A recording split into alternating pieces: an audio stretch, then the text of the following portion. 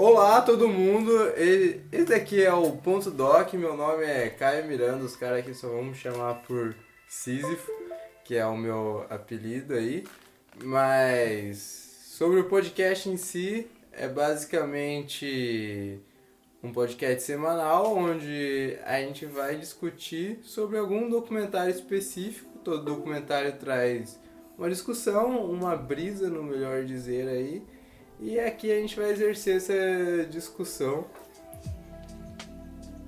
E o foco não vai ser o documentário em si, não é uma análise cinematográfica, a gente não vai falar do diretor, das técnicas de apresentar a informação, foda-se, tudo isso.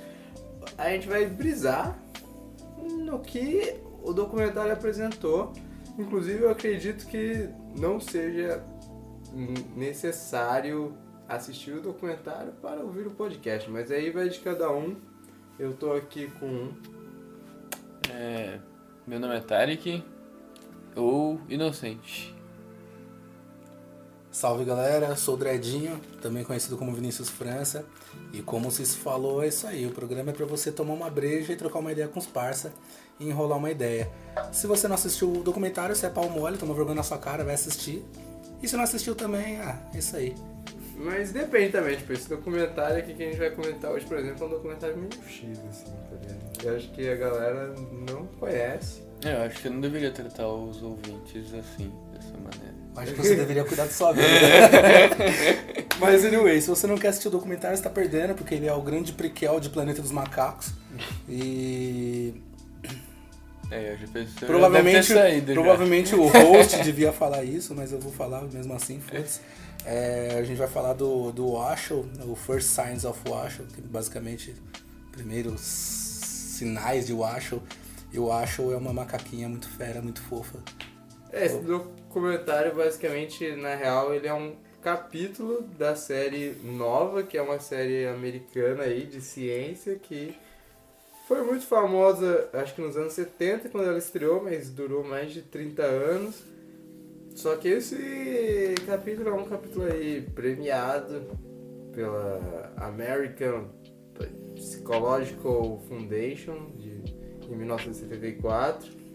E ele basicamente registra o famigerado Dr. Allen Gardner e sua mulher Beatriz T. Gardner.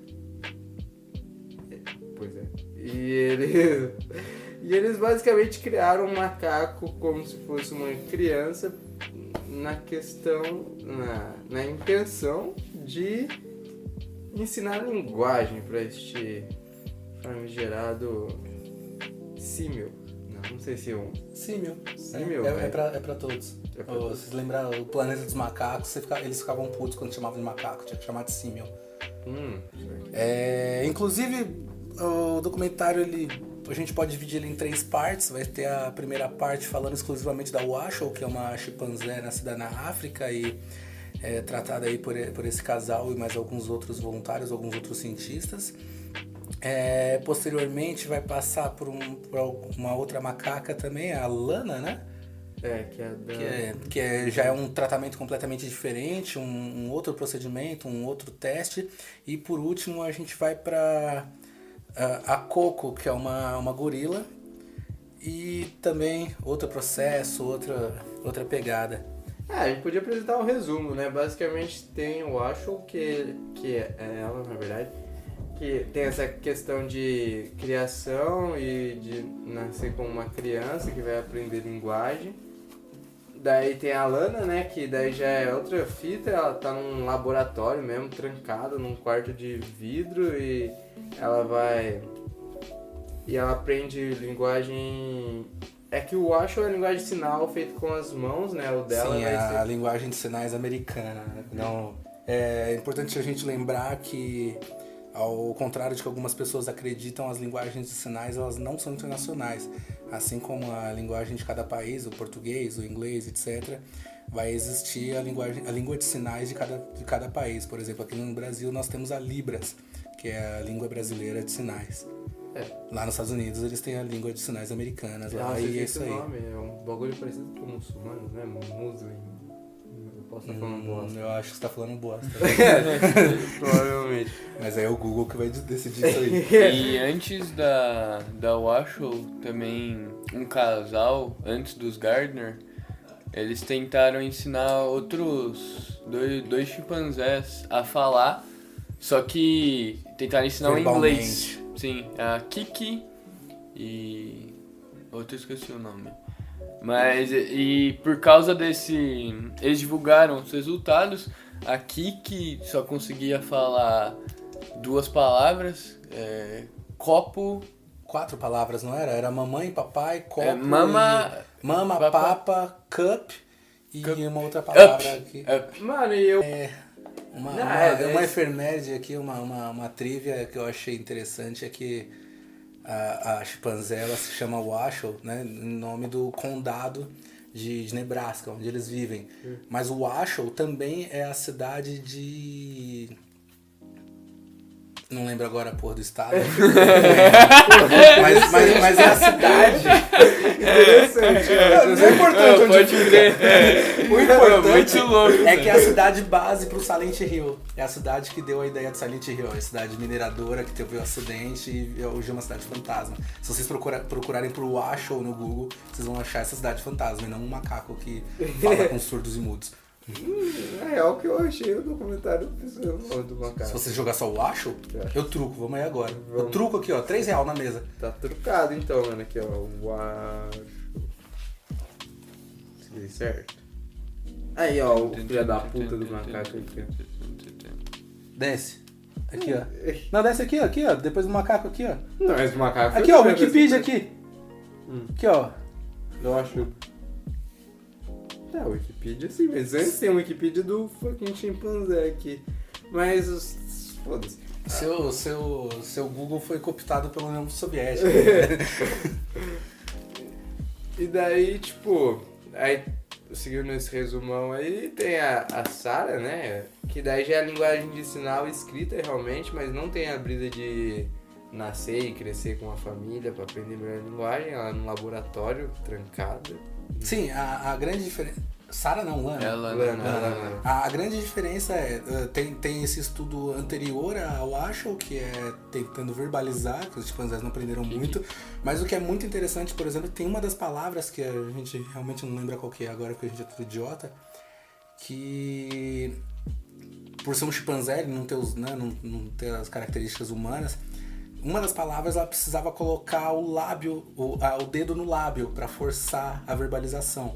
E no começo, né, os cientistas colocam a mão na boca dela para forçar essa verbalização, mas depois ela aprende e ela mesma, toda vez que quer falar, ela coloca a mão na boca. Pera, é esse som aqui, ó. Som de K. Não Que aparece aqui que ela não conseguia fazer esse som Ela de não K. conseguia, E aí ela colocou a mão... É do nariz. Não, mas tinha um que ela botava no lábio mesmo. Aí ele... Tinha um que ela colocava os 2 dedos assim na parte superior do lábio e apertava pra fazer o som. Que eu achei, e é bizarro, mano, né? eu achei bizarro E isso. tipo, a gente tá tão acostumado a falar que a gente, tipo, não repara que o que a gente tá fazendo é, tipo, maneiras diferentes de soltar o ar, de certa forma, pra passar um som diferente, formar palavras e tal. Daí, tipo, você vê um macaco e ele tem que se esforçar pra caralho pra conseguir soltar o ar de uma forma pra produzir um som, que é algo que a gente não passa, pra gente é tão natural. E é engraçado isso. E daí, por fim, eu acho que mostra outros macacos que... É que no final mostra que o caso do Washoe ficou meio conhecidão, assim, né, entre a comunidade científica, principalmente galera de linguagens E nerds estranhos. Biologia.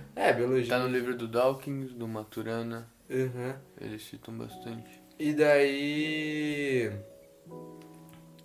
Mostra outra galera tentando fazer do seu jeito, seus próprios Washoes, vamos dizer assim.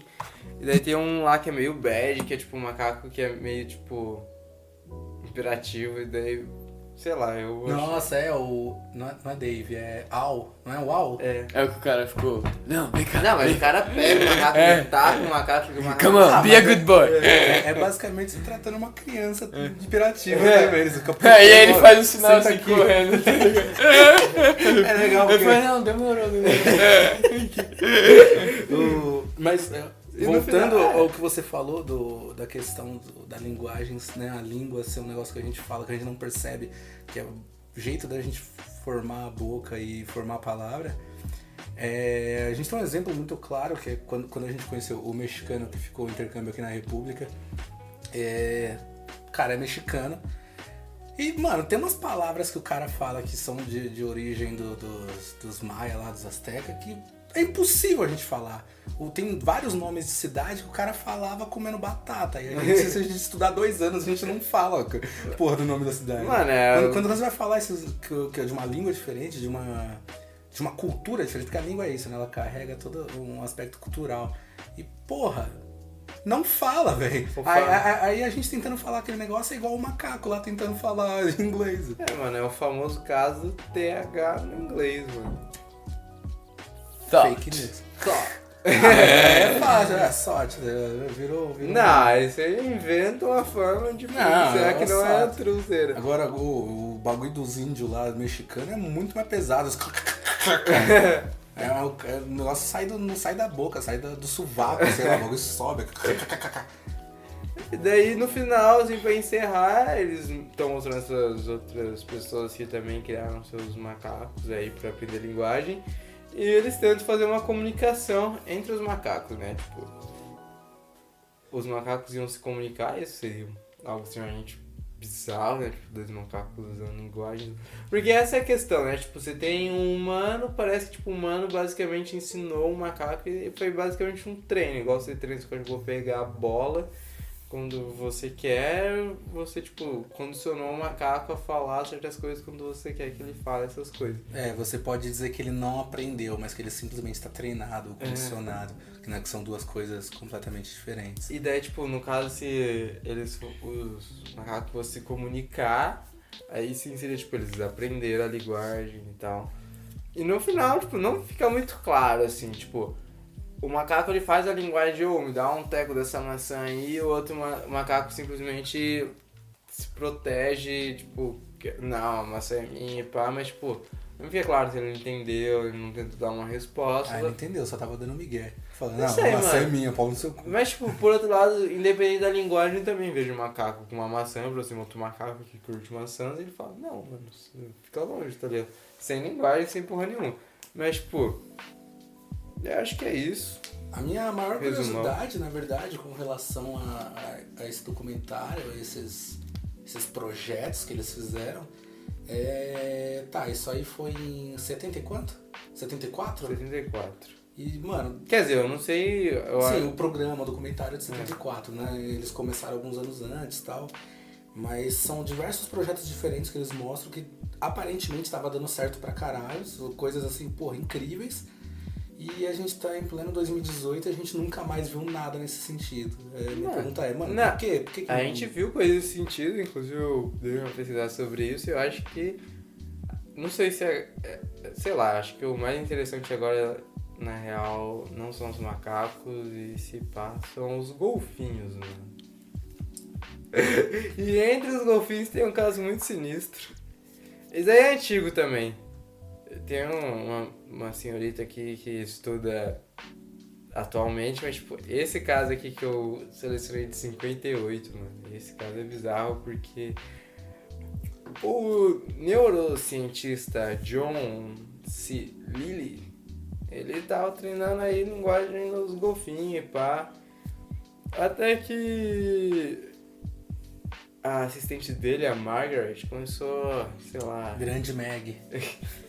O golfinho começou a dar umas avançadas na Margaret ali. Porque eu não sei se o ouvinte sabe, mas supostamente, além de ser humano, o golfinho é o outro animal que faz sexo por prazer. Mano, mas esse parece ser mito. Eu acho que todo mundo faz sexo por prazer. Todo mundo curte, mas curte mesmo, assim, curte pra caralho. Acho que a vida do golfinho é que ele curte que nem eu, assim, só eu e os golfinhos, tá ligado? Então, mas aí, tipo... Provavelmente foi um bagulho bem velho, assim, provavelmente essa Margaret foi induzida a fazer isso, eu não sei se ela... Não foi... Mas, tipo, eu acho que por livre e espontânea vontade, não sei se ela fez isso, mas, tipo... Basicamente, esse golfinho foi treinado à base de LSD e punheta, mano. A Margaret tocou umas pro golfinho e o golfinho tomou uns ácidos, mano. Meu Ele ensino aprendeu médio a teria falar. sido muito mais proveitoso se eu Ele tivesse aprendido recitou as a coisas. Bíblia. Mas uma das questões que eu achei interessante você tocou, Fredinator, que é tipo, qual a diferença de uma linguagem, quando se aprende a linguagem de uma maneira autêntica, espontânea, ou de quando se é simplesmente condicionado? Existe uma escola da linguística que é a behaviorista. E um dos nomes é o Quinn, e o que ele diz é que a maneira que a gente aprende a linguagem é dessa maneira condicionada.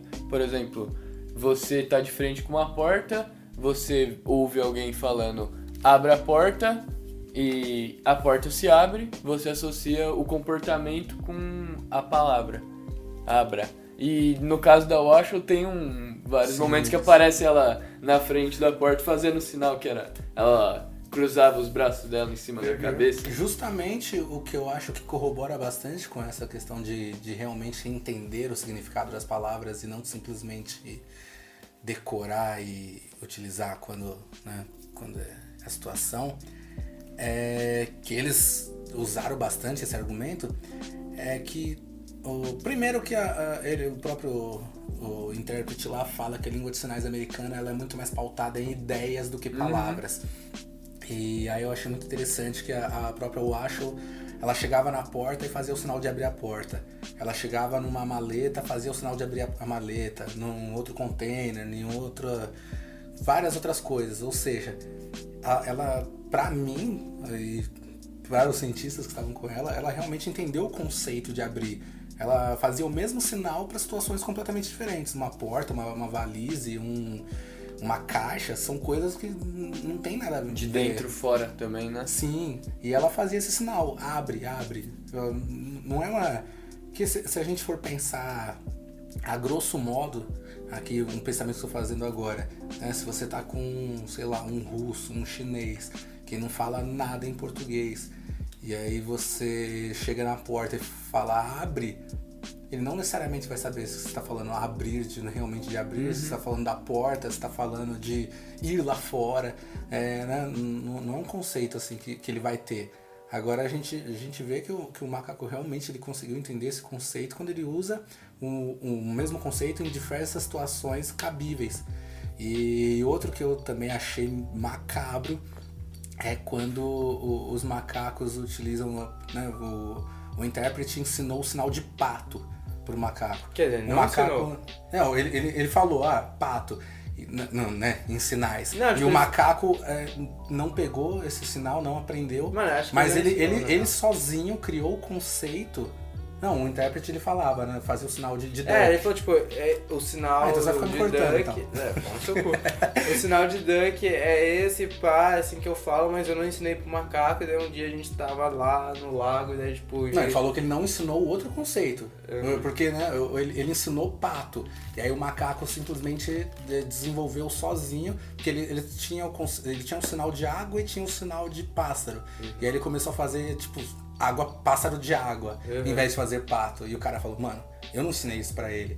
Eu falei pato, e ele simplesmente aprendeu. Ou seja, o macaco verdadeiramente aprendeu o conceito de pássaro e o conceito de água e tudo, e ele formou a palavra dele, pássaro de água. A mesma coisa com melancia, né? O macaco não aprendeu o conceito de melancia. Maçã Não, ele falou fruta doce ou água doce.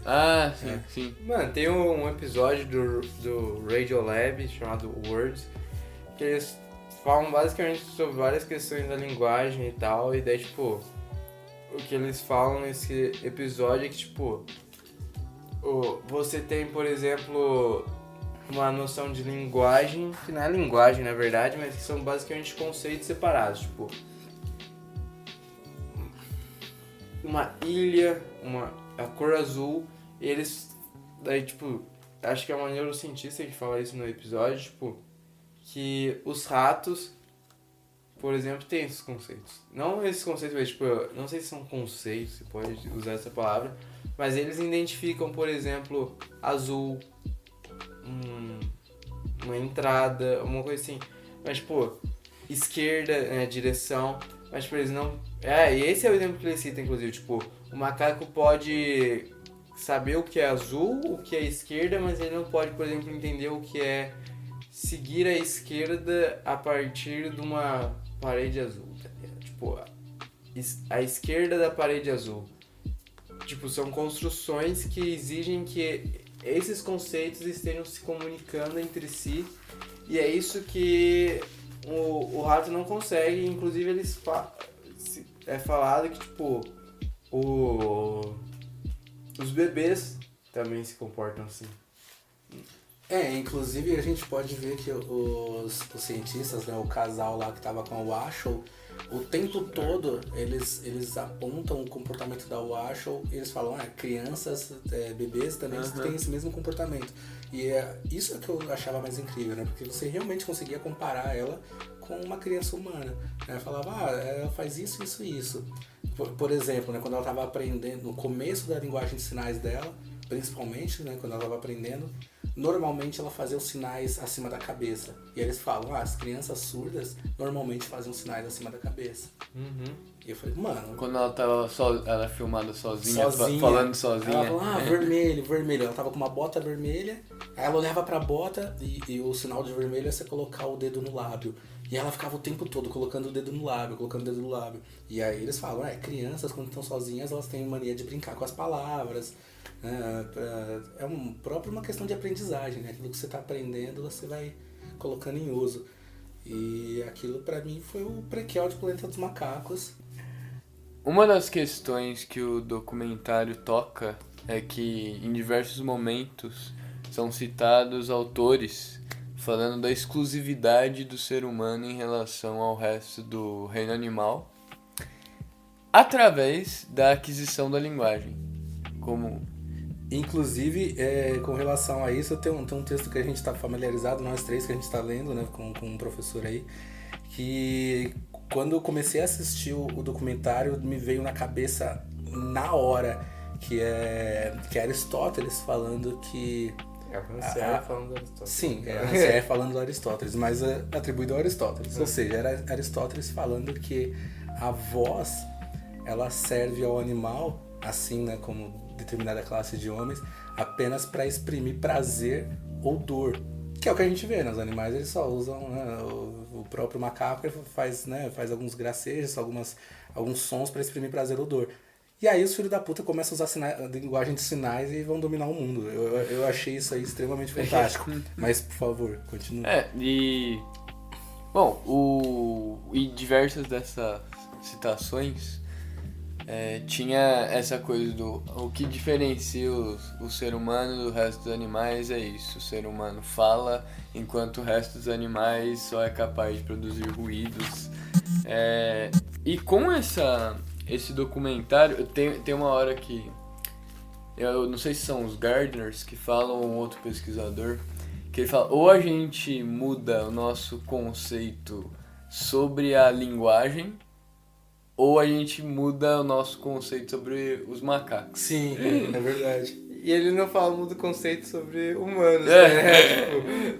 Nossa, pode crer, o sobrenome dos cientistas é Gardners, né? Gardner. Eu assisti a porra do documentário o tempo todo, eles ficavam falando Gardners. Porque, mano, por que Gardners? Porque jardineiros, né? Guardiões, não é jardineiros. Agora tudo faz sentido. Inclusive o documentário, pra quem for assistir, eu não consegui achar em português. Então eu assisti em inglês e por isso que eu fiz essa confusão aí com jardineiros e cientistas.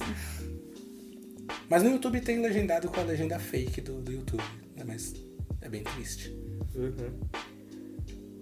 O que eu achei muito foda também nesse sentido é que o documentário, né, em partes importantes, partes principais, eles colocavam alguma frase de alguém importante, algum cientista, algum, sei lá, e, né, colocava a frase e colocava o nome, né, fazia uma citação.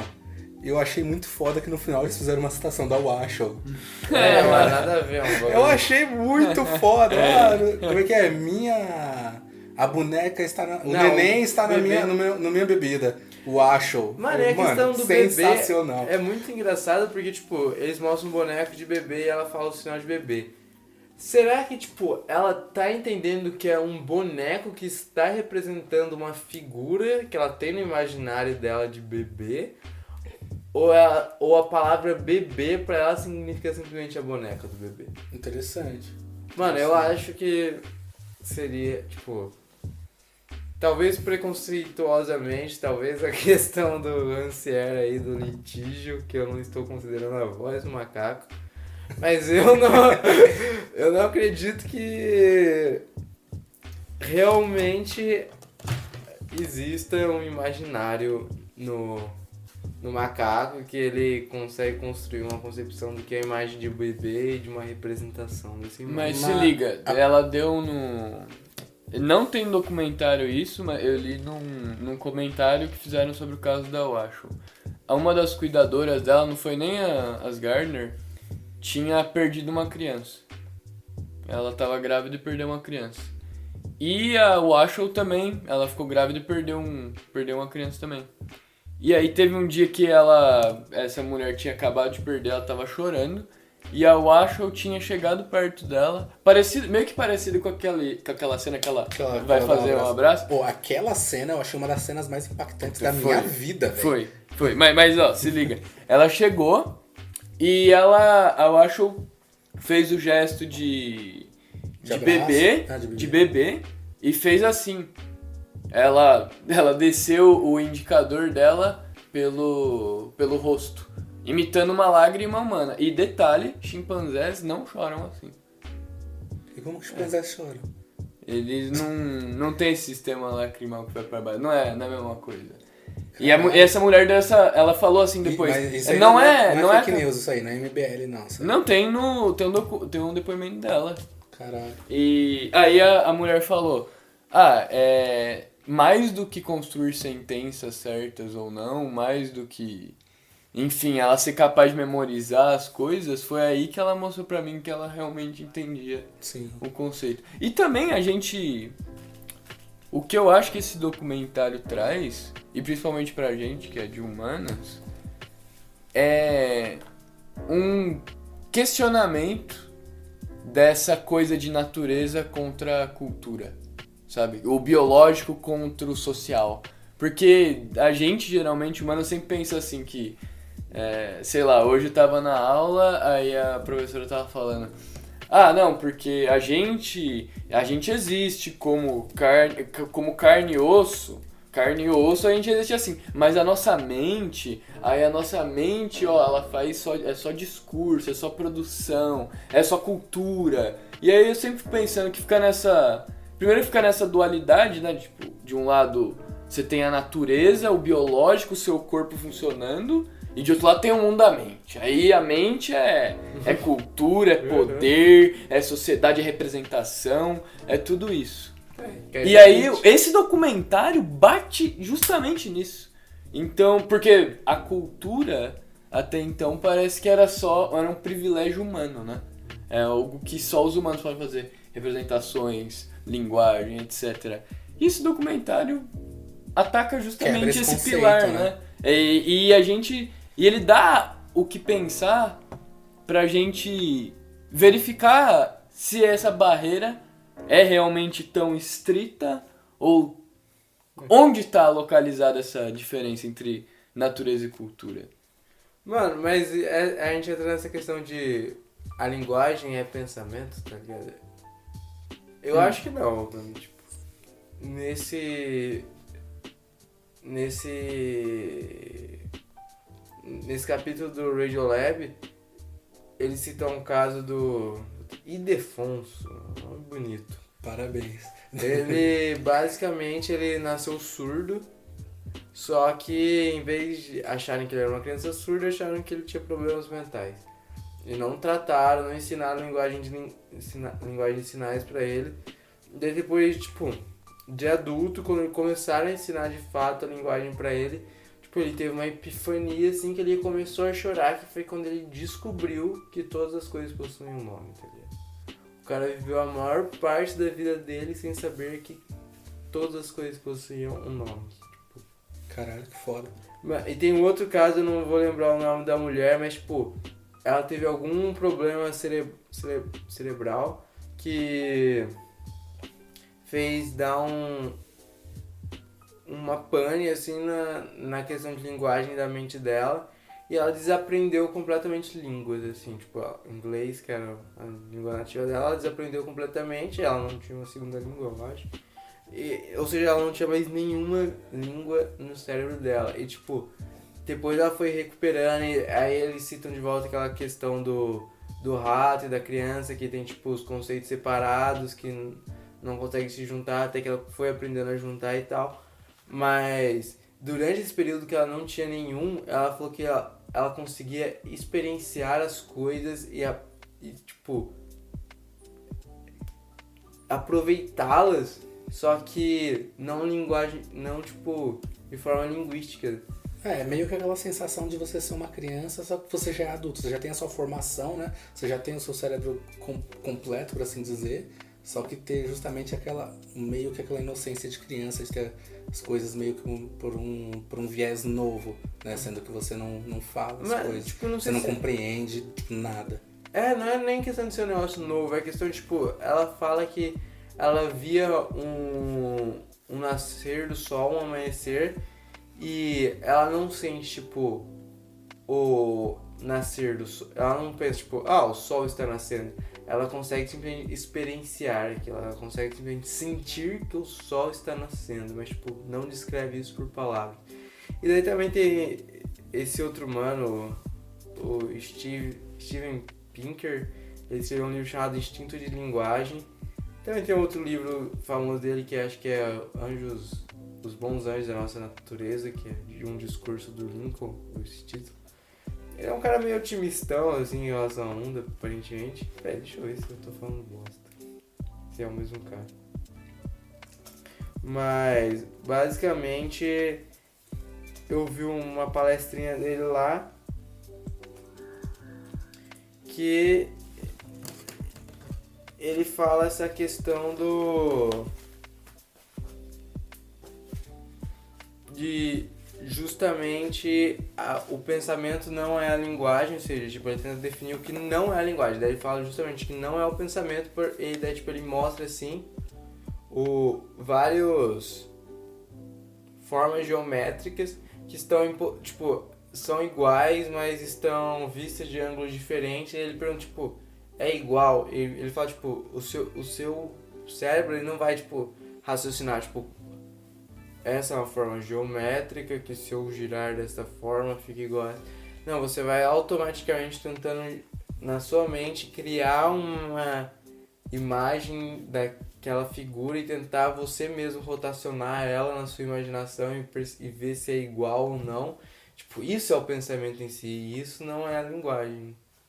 A linguagem para ele é tipo uma estrutura de regras que permite uma criatividade. Daí ele vai na questão do Chomsky, né? De tipo, permite uma criatividade de criar coisas. Ele está a questão de tipo, a gente pode falar, por exemplo, cachorro mordeu homem. Você entende que tipo, um cachorro é um animal que ele morde pessoas, e então faz sentido pra você que eu cite essas 3 palavras e você entenda o que eu tô falando. Só que, tipo, a linguagem ela tem que ser o conjunto de regras que permite eu falar, por exemplo, o homem mordeu o cachorro. Tipo, eu inverto e daí você já tem uma interpretação que não é o esperado, que é algo novo pra você, que você não estava esperando, tipo, um homem mordeu um cachorro. A linguagem ela tem que permitir esse tipo de coisa. Tem que ser esse conjunto de regras que permite isso. Mas a linguagem, ela traduziria o pensamento? Então. A língua é uma maneira de traduzir o pensamento, né? A linguagem já... Mas é que aí o meu medo é que a gente volta para um representacionismo, que é como se a gente já tivesse todos os conceitos do mundo na nossa cabeça e que a gente só precisasse, e a linguagem fosse só uma tradução que a gente tentasse atingir uma fidelidade com esses conceitos que já estão na nossa cabeça. Eu acho que aí entra um pouco aquela questão de que a gente estava fazendo Libras, né? E a gente viu que Libras é uma língua e não uma linguagem. Quando eu fui fazer lá minha matéria de Libras no site da Unesp, tava falando, ele deixou bem claro no começo, falando, ó, Libras é uma língua, não uma linguagem. Eu falei, pode crer. Mas ele não explicou exatamente por quê. E talvez tenha explicado, mas eu não li tudo, então... É escrita. Não, isso aqui. É uma língua. Inclusive, ele coloca, né, o que ficou bem claro é que ele coloca o surdo-mudo, né, que fala Libras, não, o cara é mudo, mas tudo bem. Que a Libras é a língua mãe do cara, e quando vai pra escola aprender português, esse é justamente um ensino bilíngue, porque o português é a segunda língua que essa pessoa está aprendendo. Então, a gente pode pensar que os macacos têm, né, tem lá não necessariamente uma língua, mas tem a comunicação deles, e aí eles são bilíngues ao aprender a língua de sinais e estão desenvolvendo uma nova forma de pensamento. Porque, por exemplo, você fala inglês. Quando você vai conversar com alguém, pelo menos eu sou assim, né? Não sei se você é, mas pelo menos quando eu vou conversar com alguém que eu vou falar em inglês, eu penso em inglês. Eu não penso em português. Então é toda uma maneira diferente de fazer as coisas. Minha brisa tanto em inglês quanto português. Inclusive eu acho que eu não sou uma pessoa muito dominadora das linguagens em geral. Mas tipo, a brisa é que eu não penso antes. Eu vou estruturando e vai dando o que vai dando. Você fala tanta bosta. Exato. Mas isso que você falou tem muito sentido, porque se você parar pra pensar que a língua, ela só traduz o pensamento, então a gente deveria se expressar da mesma maneira em todas as linguagens. A gente vê a diferença quando a gente vai falar em outra língua e a gente usa um sotaque completamente, tipo, absurdo.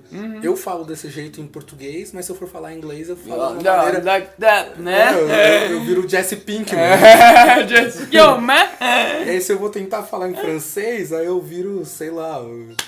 Mas a sua própria entonação ela é completamente diferente. Teve um certo emprego que eu tive um treinamento, né, de 1 mês antes, e esse treinamento era em inglês. E o meu professor era carioca, era muito engraçado ouvir ele falando em português e tal. Quando ele falava em inglês, era uma pessoa completamente diferente. Era completamente diferente. E aí você fala, mano, são 2 pessoas falando. Uma pessoa falando em carioquês e uma pessoa falando em inglês que, tipo, não tem nada a ver. Então daí Mas a gente consegue pegar isso. A relação sua de você deduzir coisas e preconceitos talvez em relação ao dialeto carioca. Não, é questão de própria entonação de fala, questão de, obviamente, de sotaque. Mas ele falando em português, ele parecia uma pessoa, ele falando em inglês, parecia outra pessoa completamente diferente. Eu sei que eu sou assim também, só que eu, obviamente, como é em mim, eu não vejo tanta diferença. Personalidade. Mas é personalidade, realmente, você desenvolve uma personalidade diferente quando você tá falando em outra língua. Eu lembro que o Jade me falava, tipo, que ele vivia... O Jade olha só falando intercambista, hein? Ele era intercambista marroquino, e em Marrocos, você aprende o árabe na sua família, o francês na escola e inglês também na escola. Então basicamente, como línguas oficiais, é o francês e o árabe lá. Então você aprende 3... Ele viveu sobre 3 línguas. E aí, ele me contava que o francês era usado na escola, né? Então, ele, quando falava francês, sempre era mais formal. Sempre tinha esse contexto mais polido. E árabe ele falava com os amigos dele. Aí ele me contou de várias situações que às vezes... Ele falava com os pais dele e não tinha essa demarcação, tipo, agora a gente tá falando francês, agora a gente fala árabe. Não, era tudo misturado. E ele me contava que quando os pais estavam dando uma bronca nele, eles davam em francês. E quando eles estavam mais tipo, filho, vem cá, era em árabe. E aí? Refutado, Croco. Justamente, é essa questão de personalidade. Mas a questão do eu acho que a gente podia dar um intervalo pro comercial só pra eu ir no banheiro. Só. Uma pausadinha? Tá, pausa aí. 1, 2, 3 e... voltando do nosso intervalo comercial. E aí, Juarez, o que você tem pra nós? Da mijada comercial. Tô muito mais leve agora, obrigado. De nada, cara. Mas você ia falar do Chomsky agora, parça? A fita que ninguém aqui leu o Chomsky. Mas, pô... Mais um motivo pra gente falar, porque afinal aqui a gente fala do que a gente não sabe. Mas, pô, a questão de uma linguagem universal e tal. Não uma linguagem universal, uma gramática universal, uma estrutura. Tipo, dá pra questionar se os macacos, tipo, teriam isso, tá ligado? Tipo, uma espécie que não tem a linguagem no seu âmbito comum, assim, e tá, tipo, tendo seus primeiros contatos com isso, já seria automaticamente influenciado por uma gramática universal, só humanos que nasceriam com isso, né? E se você leu o Chomsky e acha que a gente tá cagando, mande um e-mail para... Não temos um e-mail ainda. Temos um e-mail. Mas, enfim, Temos joga um e-mail? Qual na e-mail? descrição. Joga na descrição. Não, mas vai falar aqui porque é um ato... Nunca antes na história desse país a gente teve um e-mail antes. É doc.podcast016. Nossa, Nossa, ficou uma bosta. Faz um ponto doc Não, aí, peraí. gmail, pelo amor de Deus. O nome do canal é .doc. Então, não, a gente vai trabalhar no e-mail melhor. Aguardem próximos capítulos. Não vai. Das discussões que eu vi e vejo sobre o Skinner e o Chomsky, o que os dois ficam brigando, alfinetando um outro, ou alfinetavam, né? O argumento do Chomsky era o seguinte, que existe o Skinner, o psicólogo behaviorista, escreveu um livro sobre comportamento verbal behavior. E ele dizia que o aprendizado da linguagem, a linguagem se aprende por contingências de reforço. Então, você reforça certos comportamentos, por exemplo, você pronuncia, se você fala eu dormo, eu vou falar pra você, não, eu durmo. E quando você fala quando você diz eu durmo, eu reforço esse comportamento em você. E é assim que você aprende a linguagem. É experiência pura. Sim. E o Chomsky, ele dizia que, por exemplo, você pega uma criança aqui de Boston e você joga ela no Japão. E você pega uma criança do Japão e joga em Boston. As duas, mesmo a criança tendo nascido no Japão e mesmo a criança tendo nascido em Boston, a criança que crescer nesse ambiente de Boston vai falar o inglês de Boston. E essa criança que nasceu no Japão, aliás, que cresceu no Japão, mesmo tendo nascido nos Estados Unidos, vai falar japonês. Então, o que ele fala é que existe um tipo de identidade, uma semelhança estrutural em todas as línguas. Mas isso não seria um behaviorismo também? Porque você só vai estar falando japonês, porque você vai estar inserido no contexto do Japão e, né, o comportamento de todo mundo vai ser falar japonês e você vai precisar falar japonês também? Então, se a gente pegar o exemplo do Bash, que era do belga que ficou aqui, ele nasceu na Bélgica e na infância dele ele foi pro Canadá. E ele já falava inglês na Bélgica, né? E no Canadá ele aprendeu mais francês e tal, só que ele tinha preguiça. Então, todos os amigos que ele fez eram os que falavam inglês. Ele não fazia amizade com quem não falava inglês porque ele tinha preguiça de falar francês. E isso com uma criança de, 7 anos. Mas o Canadá não é meio dividido, assim, tipo, de um lado fala inglês? Quebec. Tem a galera que fala os dois e tem a galera que fala só inglês. Mas, E aí é justamente isso. Ele... Como ele tinha essa opção de ter pessoas que falavam o inglês, que ele já tinha, ele cagou pro francês. Ele sabe falar francês, mas ele falou, né, que o seu francês é melhor que o dele. E aí eu acredito que seja uma questão de... Então, mas pra você ver, eles estavam brincando até uma hora falando que os dois eram encarnações de filósofos do século XVII. O Skinner era o John Locke, que acreditava que o ser humano era uma tábula rasa, que, por exemplo, uma coisa vazia que só as experiências vão preenchendo. E o Chomsky era o Descartes, que achava que a gente já nascia com uma razão que era capaz de captar o mundo. Pro Chomsky, a capacidade de você aprender a linguagem tá em você. Essa é da sua natureza. A questão que você pode aprendê-la. Então, e pro Skinner é uma pura questão de contingência. Não tem natureza humana. Então a gente poderia inventar um tipo de linguagem totalmente arbitrária. Klingon. E a gente poderia ensinar as pessoas. Desde que fizesse contingência, reforço. E nesse espectro Skinner-Chomsky, onde você se encontra? Boa pergunta. Ó, tipo, esse caso que eu citei da... E você? Responde você também, onde você se Então, encontra esse nesse caso espectro aí? da mina que parou com a linguagem e teve uma experiência completamente diferente de percepção do mundo, eu sou levado a questionar as naturezas humanas, assim. Embora eu acredite que existam naturezas humanas, tipo, talvez não seja algo tão determinista quanto a gente pensa e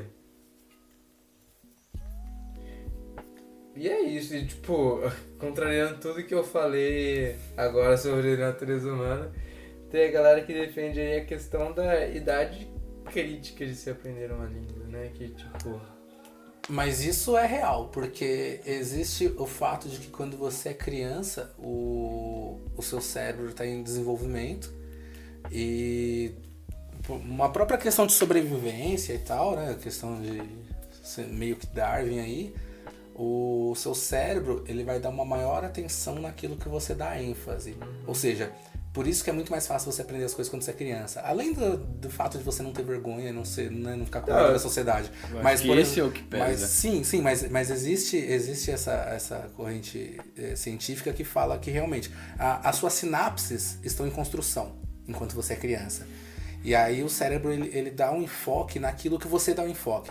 Então, uma criança, obviamente que ela está dando enfoque em falar, porque é o que ela tá, né? O que mais se aprende quando você é criança é tentar se comunicar. Além de começar a andar, dar os primeiros passinhos, usar o troninho e é falar. Então, o cérebro ele vai dar esse enfoque para você aprender a falar. Assim como quando você é criança, né? Se você for tentar aprender um violão, um esporte, você consegue se dar melhor, justamente por essa construção das sinapses. O cérebro ele vai focar naquilo que você está tentando fazer, porque ele vai entender que aquilo que você está tentando fazer vai ser primordial para a sua sobrevivência. Eu também achava que a questão de aprender um idioma era mais fácil quando você é criança, justamente porque você não tem vergonha, né? Quando você é adulto, você começa a ter vergonha, tal, começa a ter medo da sociedade, por assim dizer, e você fica mais na defensiva. Eu achava que era só essa questão, mas depois que eu vi essa questão das sinapses, eu compreendi que e não é, né? Tem isso também, mas justamente a questão do seu cérebro estar em formação é muito mais importante do que vergonha ou qualquer outra coisa. Então, mano, tem um artigo científico aqui, ó, Age Constraints of Second Language. Eu não sei o que significa constraint. Eu também não vou pesquisar. Porque é disso que esse programa é feito. Não, Mas, tipo, basicamente o que eu ia falar nesse artigo aqui que vai estar na descrição é a questão dessa época crítica de se aprender. E foi feito um teste com coreanos. Tipo, pegaram vários coreanos com épocas diferentes. do sul ou do norte. Acho Comunistas ou que, capitalistas? acho que é do sul. Do jeito que o mundo tá hoje. E daí, basicamente, eles fizeram vários testes ali pra averiguar, né, a eficiência linguística dos coreanos. E eles inventaram o K-pop. E, tipo, o que é apresentado assim no começo desse artigo é que existe duas teorias para a questão da época crítica para se aprender, né? Uma é que, tipo, o nosso cérebro naturalmente vai perdendo a plasticidade e tipo, vai se concretizando e daí, tipo, ele não aprende mais tão facilmente as coisas. E a outra é que com o passar da idade, a gente não vai só desenvolver as outras línguas que a gente pretende aprender, a gente vai desenvolver a nossa língua principal, mais do que crianças. Ou seja, com uma língua principal mais desenvolvida, essa língua principal acaba influenciando mais as que a gente quer aprender. Eu acredito mais nessa última. E eu acho que é o que geralmente acontece. Tipo, conforme você vai aprendendo mais línguas, e vai aprendendo mais de maneiras de pensar, você vai também cobrindo mais palavras de outras línguas que você não sabe. Tipo, eu acho que nunca é do zero que você aprende uma língua. Você sempre tá usando já o que você conhece pra ir desenvolvendo o que você não conhece. Fala que seria até 12, 15 anos nessa idade crítica. De isolar uma pessoa, né, por 12, 15 anos e tipo, uma pessoa que tem completamente dificuldade com linguagens em geral, assim. Seria ético. Eu tinha até pensado nisso antes pra comparar com o caso dos macacos, mas agora vai calhar bem. Porque do mesmo jeito que a gente tem o Ashel aprendendo linguagem de sinais, tal, os outros macacos. Lembrando que a Ashel ela não era tão nova quando ela começou, ela já tinha um ano, quantos anos ela tinha? Tinha um ano, né? E o segundo projeto dos cientistas era começar com os macacos mais recém-nascidos. Mas entrando nessa questão, a gente tem o exemplo das meninas lobas da Índia. Boa. Pra quem assistiu aquele filme lá, Mama, sei lá, que era um filme de terror, que era basicamente duas crianças que foram, né, tinha um espírito, caralho, as crianças não... o filme é uma bosta. Mas dá pra você fazer um paralelo com as meninas lobas da Índia, que é verdade. Foram duas meninas que foram encontradas na Índia. Eu não me lembro a idade, mas eu acredito que fosse questão de 5 e 7 anos, ou talvez um pouco menos. E eram crianças que não se sabe o que aconteceu com os pais delas, mas as crianças foram encontradas no meio do mato e elas passaram basicamente a vida toda sozinhas no mato, se virando. Então eram crianças que não tinham, né, o poder da fala, elas não falavam língua alguma. Tinha comportamento antissocial. Tinha comportamento antissocial extremo, agiam exatamente como animais ariscos. E, inclusive, elas não tinham a postura ereta, né, de como pessoas devem se postar. Elas agiam exatamente como se fosse, no máximo, como um macaco. Elas andavam, né, em 4 patas, por assim dizer. Né, elas andavam de 4, elas... Um padre cuidou delas, né? Aí já tinha Foi um padre. E aí uma morreu. Uma morreu. Aliás, e a outra não durou. A outra durou, acho que nem mais 3 anos. Elas não duraram muito tempo. Porque... Mas elas conseguiram andar e tal. Aí o padre, tem uma foto dela com o padre. E ela tá bem assim, ó, meio corcunda, sabe? Corcundona, porque realmente ela... Então acho que isso vai justamente de encontro com essa sua experiência aí. Você não quer falar um pouco do seu método materno? Oh, yes. Temos aqui um protótipo de gênio, o inocente, o menino que vai dominar o mundo. O cara tem aí uma técnica para ensinar qualquer um a aprender qualquer língua, inclusive ele está utilizando para aprender todos do mundo. Então, a gente ia falar... Planeta e ácido, que nem os golfinhos, galera. Meu sonho é virar um golfinho. Meu ensino médio teria sido muito mais produtivo. Mas então... Se bem que só faltou ácido. O método materno de aprendizado de línguas é justamente sobre você aprender tal como uma criança aprende. E aí sempre quando eu falo pra galera que a gente faz umas aulas, esse é o principal ponto. Você tem que voltar a ser uma criança. Muitos dos constraints, ou das barreiras que eu vejo que as pessoas têm com isso é a vergonha, o medo de errar e o medo, aliás, mais do que isso, o medo de ser julgado pelo outro. Medo de ser julgado, com certeza. Que é, sei lá, porque vem uma criança tem 6 anos, ela pode fazer o erro que ela quiser, ela pode falar o que ela quiser. Aí o que vem uma pessoa me falar, olha, eu já tenho 24 anos, estou quase me formando, eu não saber falar inglês é uma vergonha. E isso é uma autossabotagem. Então, o método materno, basicamente, é você passar por uma experiência de imersão. Então, em vez de você estudar 4 horas em um dia, você estuda 30 minutos todos os dias. E, por exemplo, quando as crianças aprendem a língua, elas não aprendem primeiro as leis da língua. Não chega um explicador pra elas e fala, olha, Quando você isso aqui é tem um 2 sujeito, anos- eu é um sujeito, isso aqui é um verbo conjugado na terceira pessoa do singular, e esse aqui é o complemento nominal. Tudo bem? Fala aí. Quando você tem 6 meses, sua mãe não vai falar o verbo to be, você vai falar mamãe, comida, papinha, né? Sim. E como que... Isso que é o mais louco. Não tem um explicador para ensinar as estruturas da linguagem, a gramática, e depois a criança aprende. A criança vai aprendendo por tentativa e erro. E é esse o tipo de desenvolvimento que o método tenta fazer. A gente pode deixar na descrição do podcast um documento mais detalhado. Um jabá do professor Vicente, telefone para contato. Mas enfim, agora falando Jabá. agora vamos tentar colocar uma questão sobre linguagem, que é a seguinte. Depois de ter visto esse documentário, vocês ainda pensam, ou se é que pensavam antes, que a linguagem é um privilégio dos seres humanos? Não, a linguagem... A linguagem, sim. A língua é diferente. Nossa, essa fita de língua e linguagem me quebra as pernas. Acorda bando, Linguagem assim. estaria incluído Mas- a apreciar uma obra de arte, né? Que o macaco consegue interpretar. Aí entraria de volta naquilo que é a questão. Então, mas aí a gente apresentações, já tá querendo entender, né, os animais por um viés nosso. A gente tem que aceitar que tem muita coisa que a gente não compreende, portanto a gente não consegue medir. Então, o que eu acredito... Inclusive a gente nem falou da Lana, nada. A Lana, ela, né, usava por um computador com botões.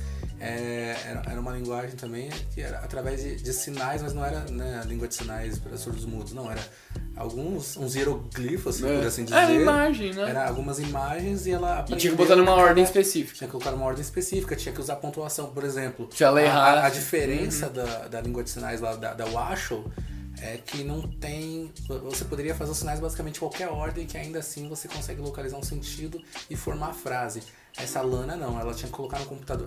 Ela era praticamente autônoma, ela vivia numa cela. Mano, era bizarro, né, velho? Bizarro. Parecia até uma cena do 2001, Odisseia no Espaço, assim. Ela ficava no assim, laboratório segurando no e tinha galinho. uma máquina com botões, que esses botões iam mudar de lugar periodicamente, para que você não falasse, não, só decorou a ordem dos botões. Não, realmente os botões mudavam de lugar, ela tinha que... E ela sabia lidar com isso.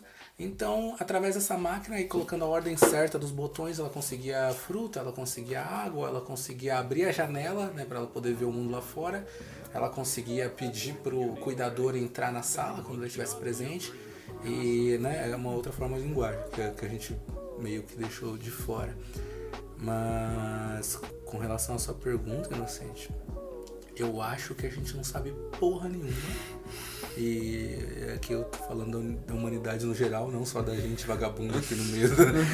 Mas acho que a gente não sabe de porra nenhuma e é muita pretensão nossa querer catalogar tudo na nossa estrita visão. Mano, mas tem essa mulher aqui, a Denise Harrison. Eu vou deixar aí na descrição um TED Talk com ela e um vídeo no YouTube, eu acho que é da National Geographic.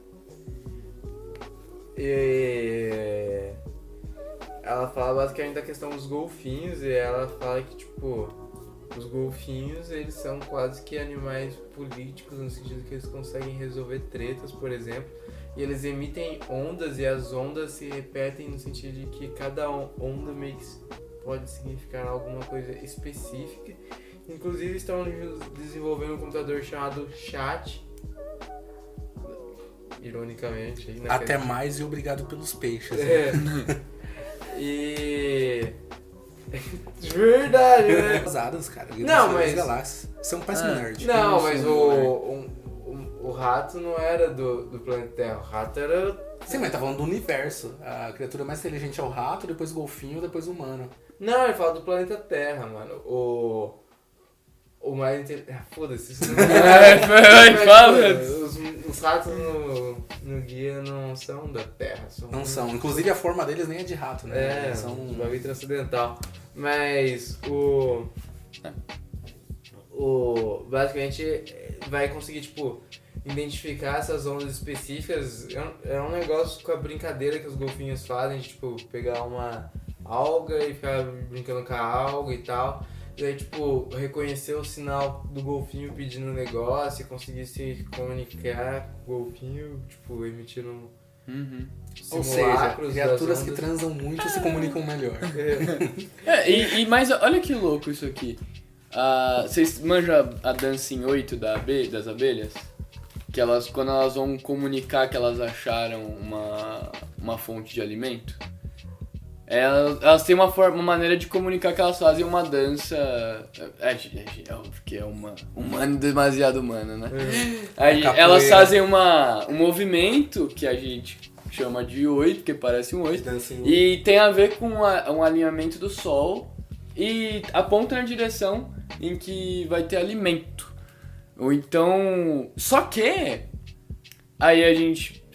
aí tem eu acho que era o texto do Guattari, um filósofo, e ele falava assim: a gente pode dizer que há uma comunicação porque uma abelha que viu o alimento pode mostrar para outra que não viu, lá tem alimento, só que essa abelha que não viu e que foi comunicada que viu, não chega pra outra que não viu e comunica e diz, tipo, olha, uma outra me disse que lá tem. Isso não acontece. Então, elas podem transmitir o que elas veem, mas elas não podem transmitir a informação. Isso me faz lembrar um negócio que eu tinha esquecido completamente, eu nem ia trazer pra essa discussão, mas isso me faz lembrar das formigas, cara. Porque se a gente for pensar justamente nessa questão de comunicação, as formigas são... Inseto, no geral, é um negócio que a gente conhece mal pra caralho, né? Se a gente for pensar, a maioria massiva de espécies na Terra é de insetos, e a gente não conhece porra nenhuma. Mais especificamente das formigas, vocês que assistiram Rick and Morty, vocês vão se lembrar daquela ex-namorada do Rick, que ela é uma consciência... Que ela tem um planeta inteiro, né? Todo mundo faz parte dessa consciência e ela é todo mundo. As formigas são meio que isso, porque um formigueiro... as formigas não têm linguagem, elas não emitem nenhuma porra de som, ninguém sabe como elas fazem, ninguém sabe como elas comunicam. Já existem diversos estudos, ninguém consegue identificar nenhuma característica dessa comunicação. Mas o formigueiro, ele funciona com essa consciência única. Se uma formiga achar comida em algum lugar, todo mundo vai lá. Se uma formiga morrer em algum lugar, né, numa queda, as outras evitam esse lugar. Elas não têm uma comunicação que a gente consegue perceber e ao mesmo tempo é como se fosse um organismo só. O formigueiro inteiro é como se fosse um organismo vivo só, uma consciência só. E, mano, isso é praticamente uma telepatia. E a gente não sabe como isso funciona. Eu lembro que no Gênio Egoísta, o Dawkins, eu não lembro qual que é a argumentação exata, mas ele desmente um pouco do misticismo em relação a formigas e abelhas também, as colmeias. Ele fala que realmente parece uma entidade assim, única, mas tem uma explicação por trás. Mas eu acho que dá pra chamar o Dawkins aqui pela questão do meme no final do Gênio Egoísta, né? O meme que a gente usa hoje tão diariamente, foi cunhado pelo Dawkins. E o que ele fala é que, a seleção natural, ela segue dos animais, da biológica, ela segue uma lógica do universo que já existia antes deles vivos, né? Moléculas sofriam, digamos assim, essa seleção natural. E existe o posterior do biológico também, que seria as nossas ideias e conceitos estão sofrendo uma seleção natural constante. Por exemplo, a gente pega ideias de outro, é como genes, né? A gente carrega a ideia de outro e daí, se aquela ideia ela é forte o suficiente, ela está bem adaptada ao meio, a gente vai conseguir repassar essa ideia, e se ela não for, a gente não repassa, ou seja, a gente morre com aquela ideia e essa ideia não sobrevive, e é assim, as ideias são selecionadas, e daí a linguagem sofre isso, né, porque a mutação direta que acontece na linguagem, tipo, o português de Portugal, o português do Brasil, tipo, o latim, né? O latim tinha isso muito evidentemente, historicamente falando, né? Tipo, tinha um latim da elite e o latim popular. A língua alta, a língua baixa, né? Isso, né?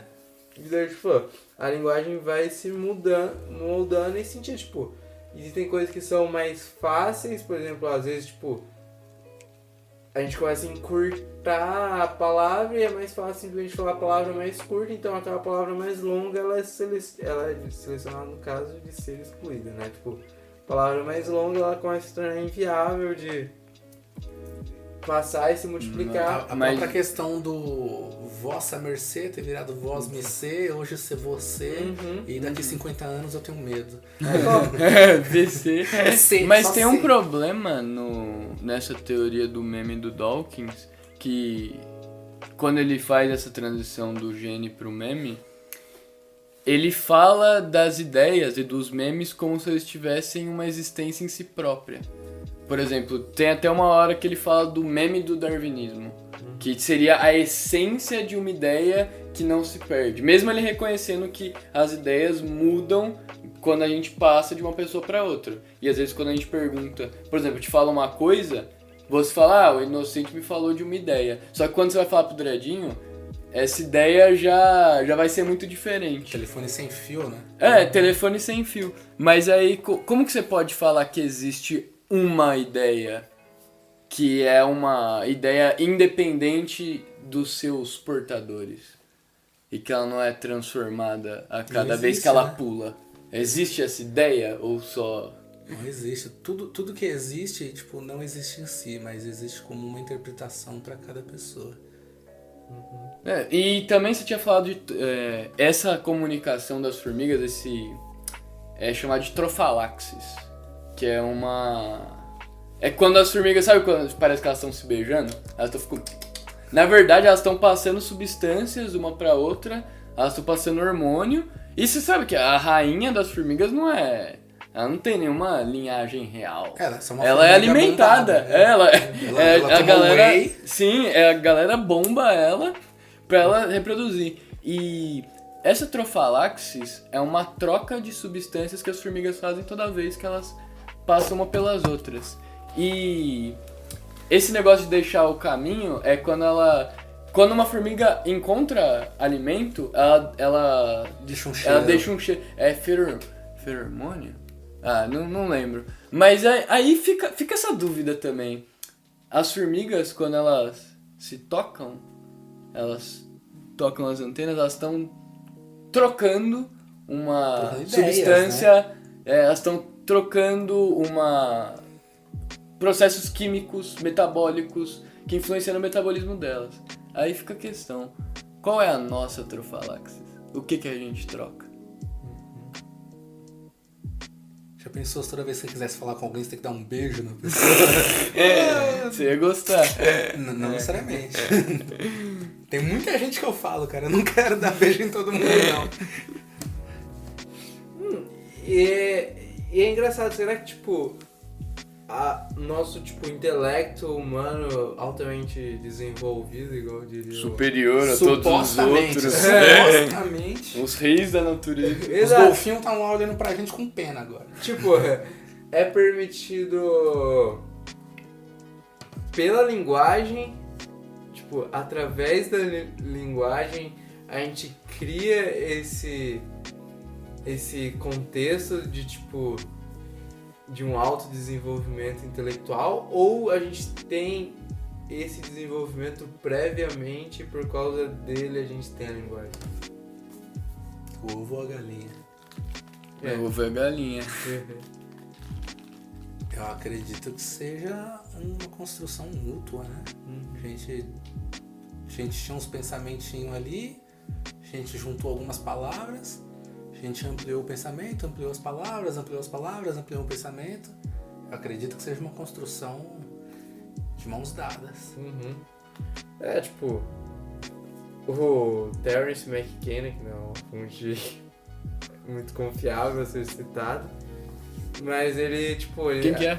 ele basicamente usou muita droga, mano. Mano, usou muitos psicodélicos. E a brisa dele é que, tipo,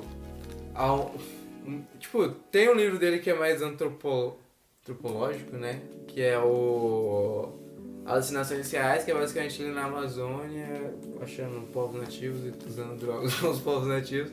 Parece uma boa coisa a se fazer. Vou escrever um livro.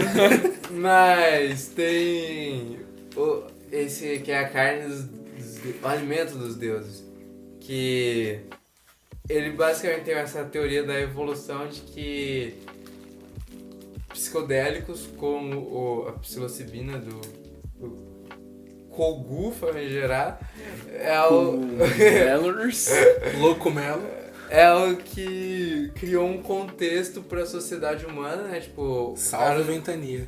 o cara usava um coguzinho ali, daí ele ficava brisado, daí ele conseguia, sei lá, ter uma ampliação da mente dele, e daí, tipo, esse cultivo do cogumelo meio que foi exigindo sociedades que, tipo, foi criando sociedades que exigissem esse intelecto dos humanos, e isso foi selecionando o intelecto e tornando a gente mais inteligente. Obviamente, tipo, isso é extremamente questionável. Não, mas é extremamente questionável. provavelmente está muito errado. Provavelmente está muito errado, mas é capaz. Se a gente for pensar que a gente só teve uma evolução completa a partir do momento que a gente virou caçador e passou a comer carne, quem sabe a gente não teve uma evolução mais completa ainda a partir do momento que a gente comeu uns cogumelos. Se liga nisso aqui, então. Não é tipo, deixando claro que não é um lamarquismo no sentido de, tipo, o que alguém fez durante a vida passou pro filho. A questão é que, tipo, o consumo de cogumelos criou um contexto em que o intelecto e talvez a linguagem fosse selecionado. A brisa era tão ele fala da forte que linguagem, você inclusive. desinventou a linguagem só pra falar pra alguém o que você sentiu. Mas pra voltar a falar dessa questão que a gente tá falando de natureza humana ou aprendizado, o Ginsberg, o Carlo Ginsberg, historiador italiano, ele tem um livro que se chama História Noturna, Decifrando Sabá, e ele fala de no final do livro, ele simplesmente ele vai falando sobre as representações que se tinham sobre o sabá, sabe? Aquela coisa, o sabá das feiticeiras, aquela coisa de ser noturno, elas adorarem uma deusa Diana, e elas voarem, elas Seria matarem basicamente animais. a deusa celta? A deusa Diana seria Artemis, o equivalente grego? Mas seria um equivalente à deusa celta, não? É a deusa romana, Diana. Sim, mas grega é a deusa da lua E da caça. Tá, então não. Da tem fertilidade. nada a ver, não. Fertilidade. Ah, sim. E esse é o ponto. Ainda bem que você lembrou disso, porque. Uma brisa assim? É a deusa virgem, uma brisa assim. Não, mano. Mas enfim. Se ela é virgem, como é que vai ser deusa da fertilidade? Como que você sabe, né? Então, mano, isso eu fiquei, mano, esse faca não é da virgem. Esse faca não era virgem, não, hein? O Ginsberg pega esses ritos de fertilidade e ele pega diferentes lugares do mundo, por exemplo, na China do século.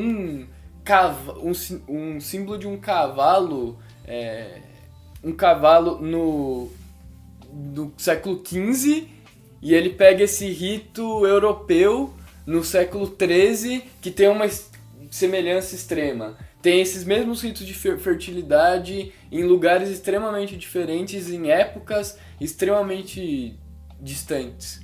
E aí no final ele não dá uma resposta, mas ele fala de um cogumelo que chamavam de sapo também. Sapo.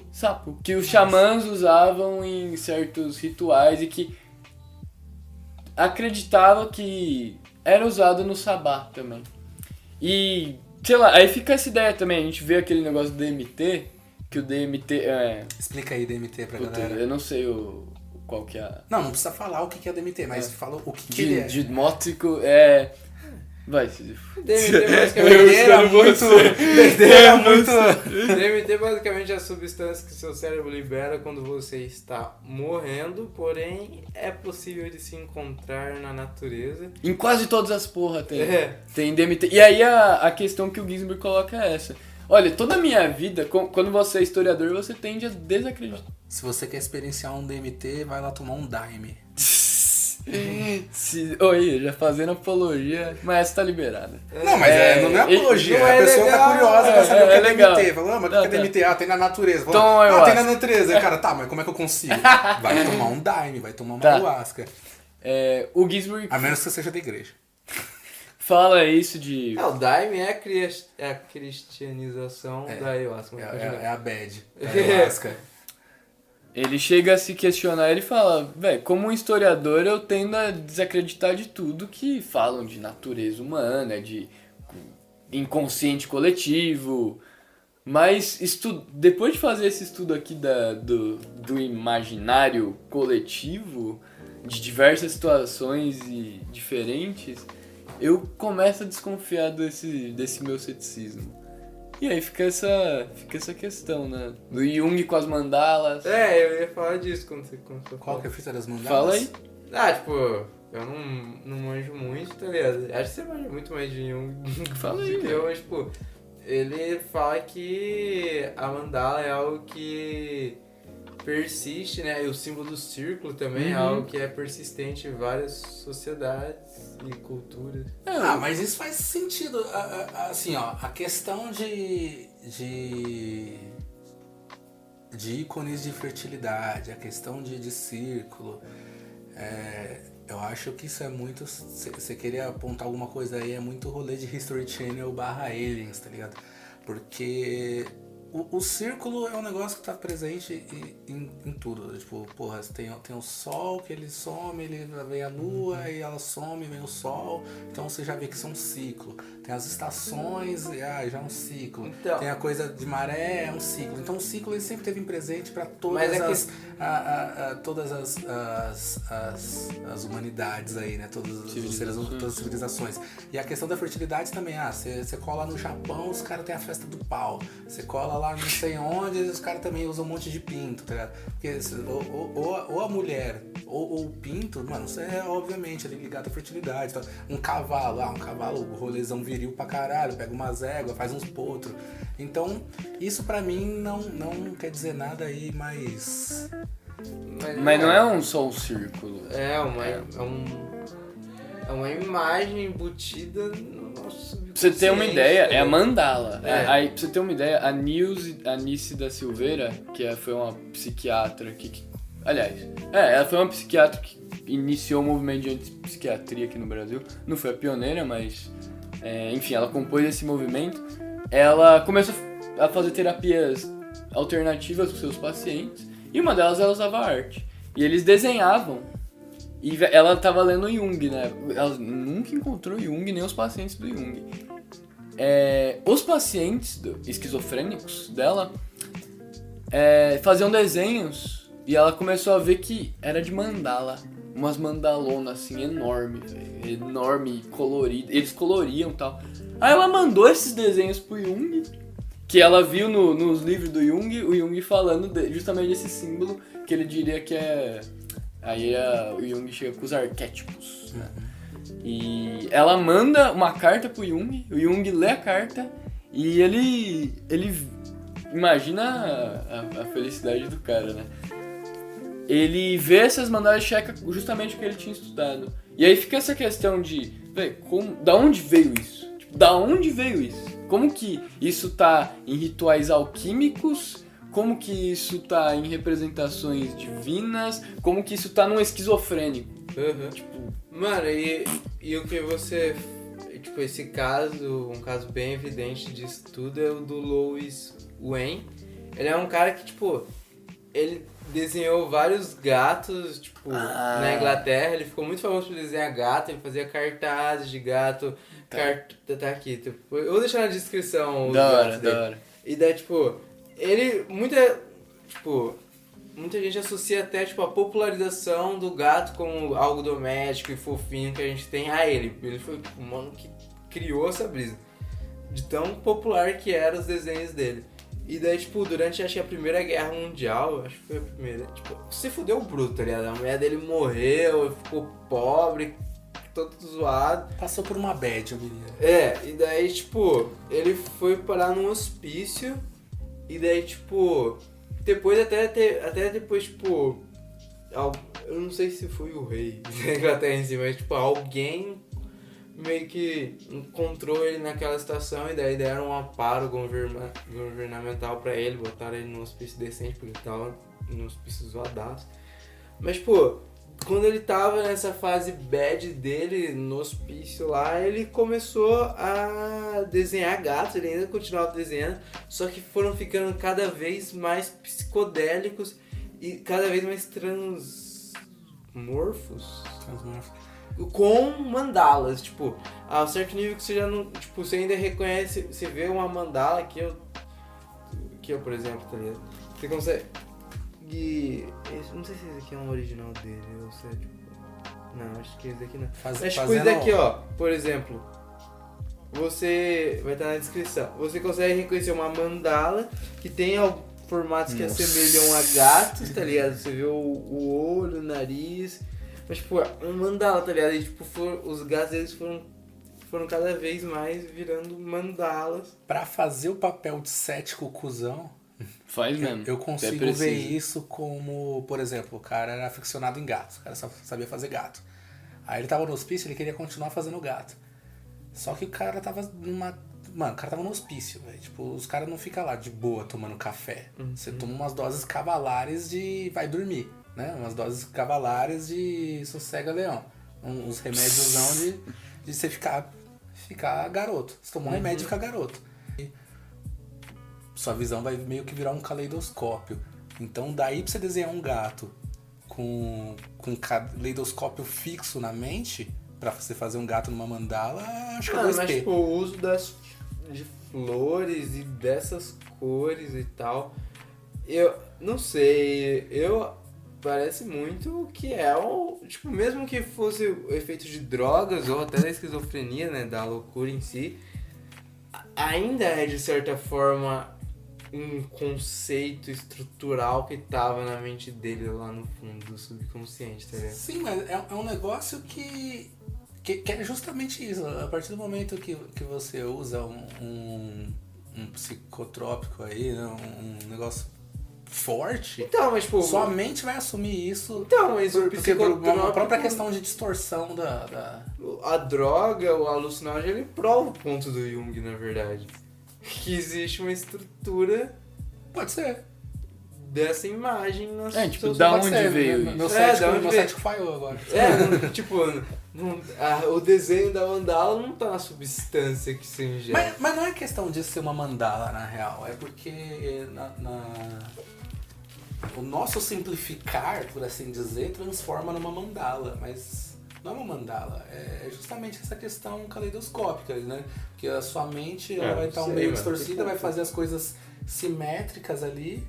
E a nossa tradução disso é uma mandala. Mas, tipo, não é só um calendoscópio, olha esse gato. É um caleidoscópio pra caralho. Mano, se você pega e você um tá desenho e a cigano, estrutura ó, fractal também, tá ligado? Ah, A estrutura fractal eu acho que é um grande ponto. Mas, tipo, voltando pra linguagem. voltando pros macacos, É, já estamos longe pra caralho. Começamos em macacos aprendendo sinais e acabamos em gatos psicodélicos. E galera usando cogumelo no hospício, tá ligado? Tamo bem. Então, mas vocês têm mais algum ponto sobre... Não, mas... Eu só fiquei com um negócio na cabeça da mulher que você falou que acho que bateu a cabeça, né? Depois perdeu a Não linguagem. bateu, não sei, acho que foi só... Deu um bad. Só uma bad... Mas eu lembrei de um rolê que eu li quando era criança, que isso me acompanha até hoje. Eu li na Mundo Estranho quando era moleque. Procurei aí se tiver coragem. É uma britânica, uma vez ela bateu a cabeça e quando ela acordou ela tava com sotaque jamaicano. Ela nunca tinha... Ela nunca foi pra Jamaica, ela não Nunca tinha tinha familiares, chegado por não tinha nada a ver. Ninguém sabe como é que esse sotaque entrou na cabeça dela. Porque ela não tinha esse convívio, ela não tinha como. Mas ela bateu a cabeça e acordou com o sotaque jamaicano. Ah, mas todo mundo que já assistiu um Futuramazinho sabe. Ah, mano. Inclusive, eu ainda uso o exemplo da minha mãe. Minha mãe, em determinadas situações, ela desenvolve um sotaque estranho pra caralho, que ninguém sabe de onde é. E eu sempre... Eu acho que eu nunca esqueci essa mulher do sotaque jamaicano, justamente por causa que eu vi com a minha mãe. Situações estressantes? Não necessariamente estressante, mas eu acho que quando ela não está exatamente num conforto pleno, Não precisa nem ser algo estressante, assim, mas se ela sai um pouquinho da zona de desconforto, eu acho que ela desenvolve um sotaque estranhão. E de geral pergunta, mano, de onde é esse sotaque? Ela fica com um sotaque meio de gringo, ela fica parecendo um gringo falando português. Desculpa, mãe. Ela não vai gostar de ouvir isso aqui, cara. Desculpa, a gente vai tirar na edição. Não vai. Mas essa questão da... Só pra acabar, já tá dando 1h30 aí. Essa questão da mulher que perdeu o sentido da linguagem me lembra muito o Aldous Huxley no Portas da Percepção e Céu e Inferno, que ele fala dessa questão do... E daí dá pra relacionar com os macacos, tipo... Os macacos, eles não têm a linguagem e eles estão ali aprendendo elas. Uhum. Como o macaco pensava antes, tá ligado? Como o macaco pensava antes de aprender a linguagem, como que pensa um humano sem a linguagem?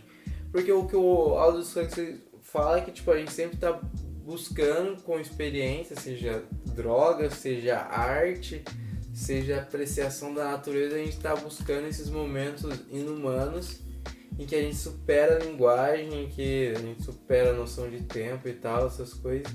E a gente tem algo transcendente, tipo, a humanidade estaria o tempo todo buscando isso.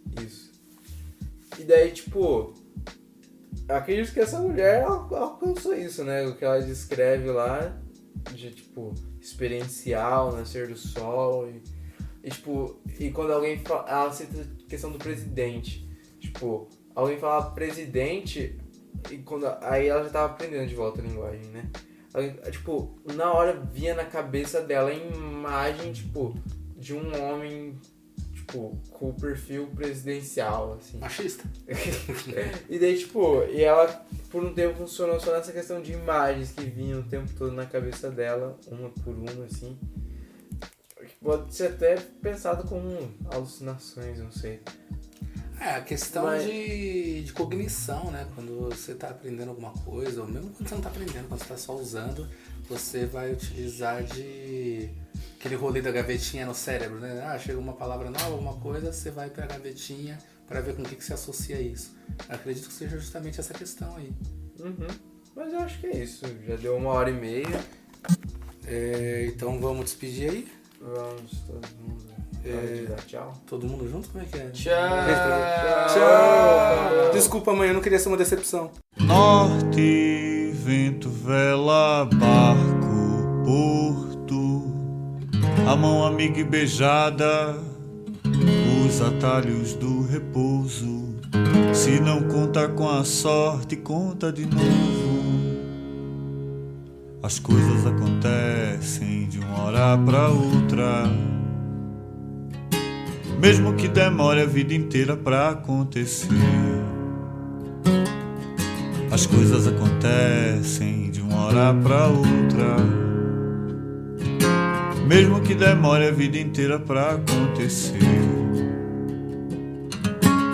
Ponto sinal parado, pé na porta de casa, a mensagem que nunca chegou, o desvio, dilúvio, o contrato, a falta de fé, a falta de tato. Vou me ater aos fatos, o amor nunca falhou. Vou me ater aos fatos. Norte, vento, vela, barco, porto, a mão amiga e beijada, os atalhos do repouso. Se não conta com a sorte, conta de novo. As coisas acontecem de uma hora pra outra, mesmo que demore a vida inteira pra acontecer. As coisas acontecem de uma hora pra outra, mesmo que demore a vida inteira pra acontecer. Ponto sinal parado, pé na porta de casa, a mensagem que nunca chegou, o desvio, dilúvio, o contrato, a falta de fé, a falta de tato. Vou me ater aos fatos, o amor nunca falhou. Vou me ater aos fatos, o amor nunca falhou. Vou me ater aos fatos, o amor nunca falhou.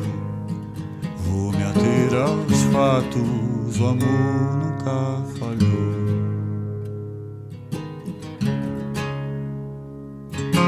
Norte, vento, vela, barco, porto, a mão amiga e beijada, os atalhos do repouso. Se não conta com a sorte, conta de novo. As coisas acontecem de uma hora para outra,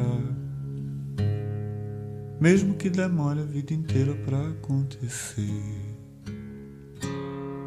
As coisas acontecem de uma hora para outra, mesmo que demore a vida inteira para acontecer.